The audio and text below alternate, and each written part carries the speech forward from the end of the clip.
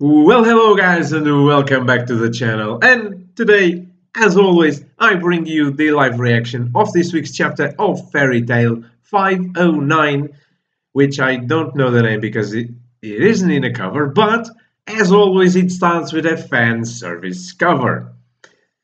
Kagura in a very sensual position, I guess. Anyway, these covers are always the same, fan service all the way, but let us start with the chapter which is named Kagura versus Rahkeid. So, yes, we are going to get the fight that we were promised last chapter, and I really hope that if not in this chapter, the next one, they explain a little bit more about Rahkeid's powers. But before that, it seems that we have the aftermath of the fight of August versus Crime Sorcier, and Jellal is surprised by their defeat.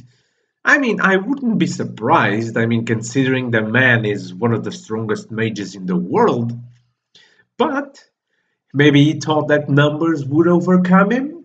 Maybe? Who knows? This man. Oh, yeah. You were once a devout believer in His Majesty, but in Jelal's defense, I, I care to deny, good sir, that in Jelal's defense he was being controlled. Was he not? He was. He was being possessed by Zareth. He was not following him just because he wanted to. He was controlled. So yeah. So yeah, he was able to obtain the light to illuminate the darkness, and that light is the fiery light of Erza's hair. I'm kidding, but it is Erza. So, and that light is your justice, and darkness is evil. How utterly shallow. Yeah. Okay. His Majesty reared a single son. That's why he was a child born with a mighty power of light at his disposal. True, Rahkeid is almost holy in appearance and in sort of power, but he's on the evil side. Whereas Jellal was once as a dark past, as a dark aura if needs to, and he's fighting on the good side. So, uh, and Natsu, we have a demon fighting for the good side. So it is those things.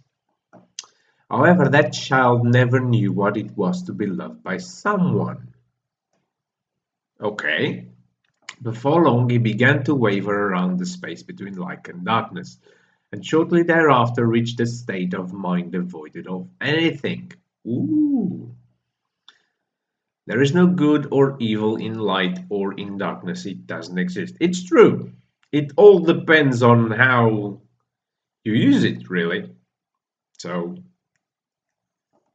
if there is true justice in the world, it may well lie in love and not else. Well, yeah, it's kind of stand. Okay, so he's nice talking to himself. Stand, rise to your feet in order to protect Erza. I must. And the action falls back to Kagura. Zareth's son. My name is Rahkeid Dragneel, the son of Zareth Dragneel. So, ha! Natsu's your uncle. No, not really. But yeah, in a sense of, in terms of familiarity pronunciation, yes, Natsu is his uncle. Yeah, Natsu is my father's younger brother. I suppose that would make him my uncle.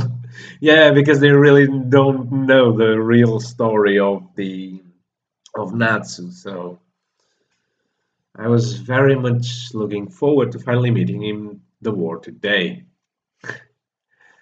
How could I not? It seems my father holds him much more dear than I, after all, and that is some. Oh, the little son has a sort of abandon complex with him. He kind of feels jealous for his own uncle. Okay. Yeah, it just sends this sort of. It almost looks like Rankiako from One Piece, but instead of just energy, it's light. And so, how long do you plan on lecturing? Ooh, now that's a move and a half. There he goes. The same sort of tentacles things he used on Yukino.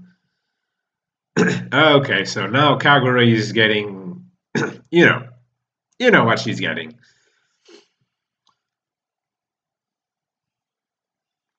Ooh, what did she do? She bite something. Her lip? No. She bit her tongue. Jesus.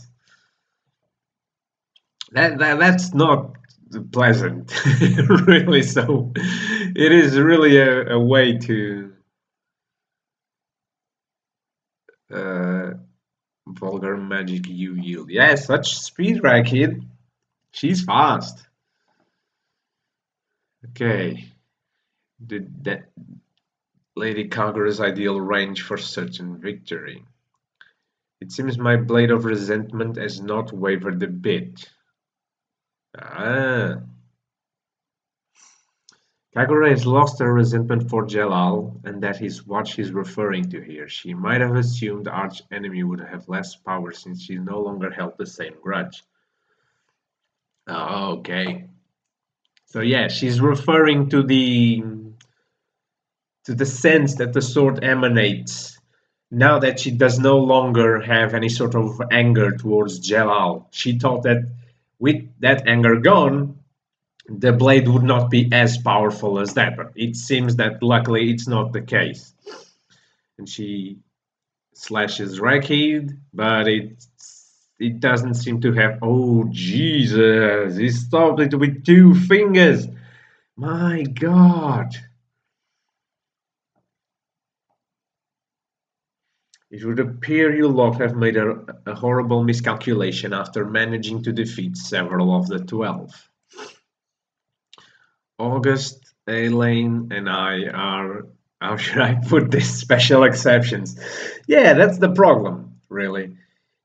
It is the face of one who has completely abandoned hope, knowing they cannot possibly defeat the enemy before them.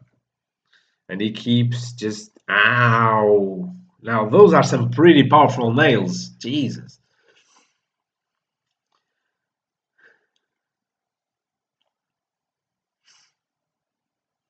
Okay.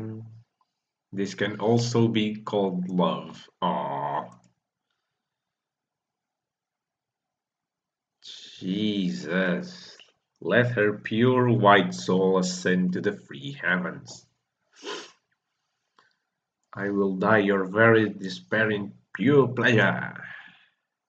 Jesus. Now rise to the heavens and your death. What? What the?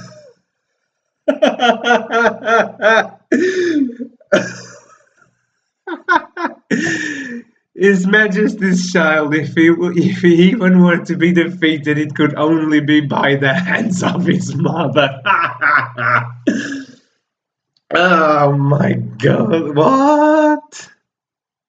No, no, no, no, no, no, no, no. Wait a second here. Wait just a goddamn second. Now, I am. Give me a second. My back hurts. Okay, so first and foremost, um,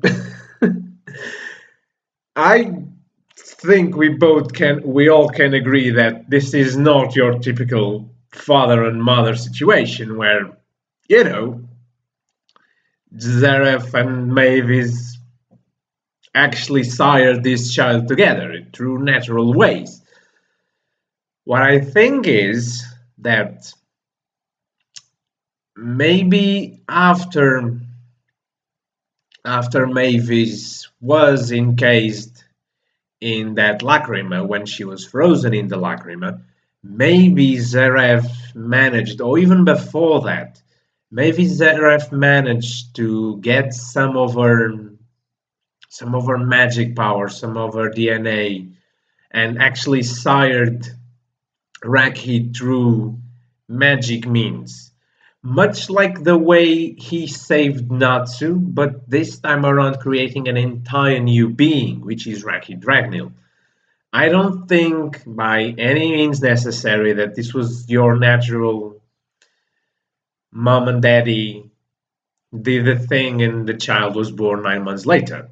Because we never had evidence of that. And Jesus, Mavis was a very young woman by the time we met her when she first founded Fairy Tale. I I don't know for sure her age at that time, but I wouldn't put it more than between 15 and 20. Not maybe 20. No, I don't know. What do you I don't know if there is a sort of an age for her. Let me just see really quick. So yeah, she's 13 years old. So there's no way biologically her body before being frozen and even after being frozen, her age is 13. So there's no way in hell or heaven that this was your normal siring of a child. There was never an evidence for that, and even if there was, it would make no sense. Mavis is 13 years old, 180 by chronological means because she was frozen for so long, but she is 13. So there's no way. There's no way. So my guess is Zarev managed to either replicate her DNA or get a sample of her DNA or magic power or whatever he used to create Rakid, and that kind of makes Mavis his mother, Rakid's mother. But yeah, this is not by any means necessary the typical siring of a child. God, no. I mean, no, no, no, no, no, no. There's absolutely no way. Jesus, August, you really know how to really tell us things. Jesus. Okay, to be continued in chapter 510, Natsu's heart. So I guess we'll get some more explanation about Natsu's past creation and maybe how he ended up being EMD, I guess. So this was a good chapter. It was an action full chapter, and it also had this kind of bumps. You see, this is what I mean. I've been meaning to do a video on this, but I never come around to do it because it's just so much stuff to consider. I'm actually gonna say it now instead of making another video regarding that. I have been kind of pissed with some situations lately in Fairy Tale. For instance, the supposed deaths that have been happening all throughout this saga. First it was Gadgil, then it was Juvia, some other situations that are not that related, like a certain characters being able to defeat an enemy, and then another character much more powerful or as powerful as those characters not being able to. You see, it's it's kind of like Rakid say, him, August, and Elaine are of course exceptions to the general rule, but other characters and the fact that after Universe 1, after Alan activated Universe 1, and in the Fairy Tail Zero chapter, the name, not the spin-off manga, the name chapter Fairy Tail Zero, when Universe 1 we actually saw Universe 1's effects, Nainhart managed to bring the dead spring into life using Historia. Um, I mean, there was a lot of work put into defeating those guys, and then all of a sudden, all of the Springans were back. I don't know how. I don't know where the situation stands now, as of now, with the defeats. I guess that Bradman and Volvich have already fallen again. I don't know about Neinhardt, but Volvich and Bradman have fallen. Serena has fallen, I suppose, again by the hands of Gildarts this time around. So we have a few casualties already. But then there's the Sand guy, which was brought back, and we haven't seen him since. Um, there's Jacob, the one I was talking about when I said that some characters were able to defeat him and then another one can't. When Jacob fought against Natsu and Lucy, I was really pissed with that battle because I did not like the way the battle went. He was defeated by fan service, and I hate it when that happens. He was defeated by fan service. Okay, yes, not to deliver the final blow, but still, it was a very fan service battle, and it didn't need to be like that. And then after Universe One, um, Miragen was fighting against him, and she was losing. Yes, granted, she was weakened after fighting against Aelin's enchanted swords, the two little kids that were around Aelin. And then I think she got beaten by Aelin as well. So yes, it is understandable that she would have some difficulties fighting against anyone, even especially. But Jacob being a little bit more powerful than the others, than some of the other Springans. But for God's sake, the lady is an S class wizard. She is one of the four most powerful sorcerers of Fairy Tale, along with Luxus, Erza, Mira Jane, and Gildarts. All four of them are among the most powerful sorcerers of Fairy Tale. Yes, you can say, oh, Natsu and Grey are also very powerful, but I want to believe that in a battle, and one-on-one battle, for instance, Natsu versus Mira Jane, because we know he can't beat Gildart, so that's out of the picture. He beat Luxus.